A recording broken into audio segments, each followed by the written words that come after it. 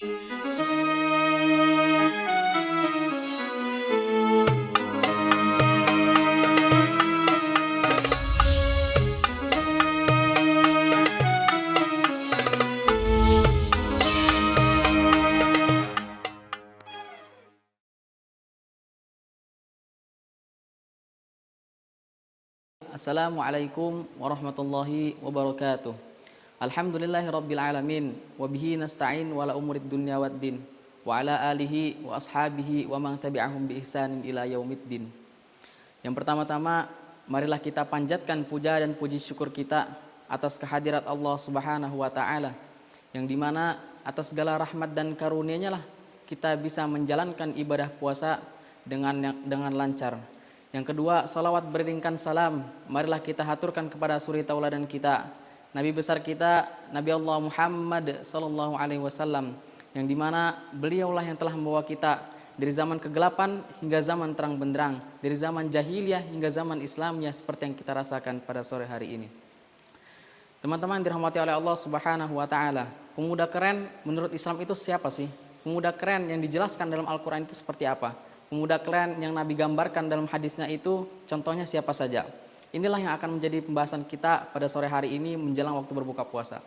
Teman-teman dirahmati oleh Allah Subhanahu wa taala, Nabi Muhammad SAW pernah menjelaskan dalam hadisnya ada 7 golongan manusia yang akan mendapatkan naungan ketika di padang mahsyar nanti. Yang dimana pada hari itu tidak ada naungan kecuali naungan dari Allah Subhanahu wa taala. Yang dimana pula kita pada hari itu sangat, seperti yang kita ketahui, padang mahsyar ialah tempat yang sangat luas, yang dimana tidak ada pohon, tidak ada pegunungan, tidak ada lembah, sampai-sampai matahari pada saat itu sangatlah dekat di antara kita. Lalu kita akan melihat orang-orang yang tenggelam karena keringat sendiri dikarenakan panasnya pada hari itu. Lalu di antara kesulitan pada hari itu juga akan ada 7 golongan hamba Allah yang akan mendapatkan naungan dari Allah Subhanahu wa taala, yang dimana mereka akan mendapatkan keistimewaan dari Allah Subhanahu wa taala. Mereka tidak akan merasakan panasnya ketika di padang mahsyar nanti. Mereka tidak akan merasakan terik matahari di bawah terik matahari ketika di padang mahsyar nanti. Mereka adalah pemuda yang selalu taat beribadah kepada Allah Subhanahu wa taala. Coba kalian bayangkan ketika kalian sedang keluar rumah, sedang terik matahari, kalian keluar rumah lalu kalian mampir ke minimarket, yang dimana dengan alasan mungkin ingin beli suatu barang padahal hanya sekedar ngadem.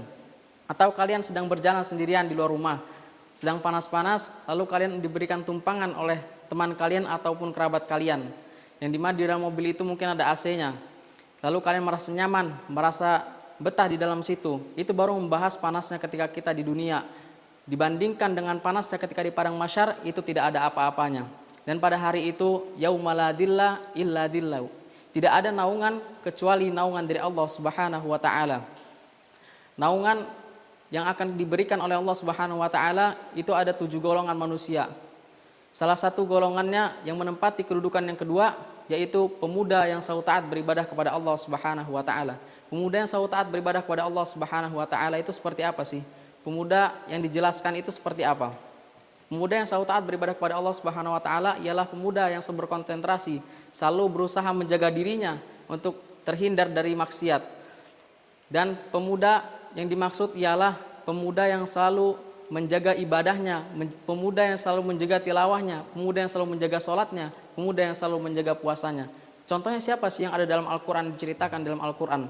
Yaitu ada Nabi Yusuf alaihissalam, yang dimana Nabi Yusuf alaihissalam ialah seorang pemuda tampan yang memiliki akhlak yang mulia, yang dimana ia pada saat itu diceritakan digoda oleh istri Al-Aziz, yang dimana Nabi Yusuf pun diceritakan pada itu ia merasa nafsu pada saat itu, ia merasa suka dengan perempuan tersebut. Namun dikarenakan hawa nafsunya lebih kecil dibandingkan ketaatan ia kepada Allah Subhanahu wa taala, Nabi Yusuf alaihissalam lebih memilih untuk taat kepada Allah Subhanahu wa taala. Itu baru satu contoh dalam Al-Qur'an. Masih banyak lagi pemuda-pemuda keren yang diceritakan dalam Al-Qur'an. Contohnya seperti Musa alaihissalam, Nabi Yusuf alaihissalam, Maryam radhiyallahu anha, Ashabul Kahfi radhiyallahu anhum ajmain.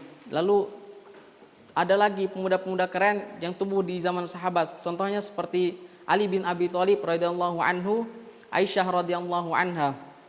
Dan itulah mereka yang digambarkan oleh Nabi Muhammad SAW sebagai pemuda yang tumbuh dalam beribadah kepada Allah Subhanahu wa taala.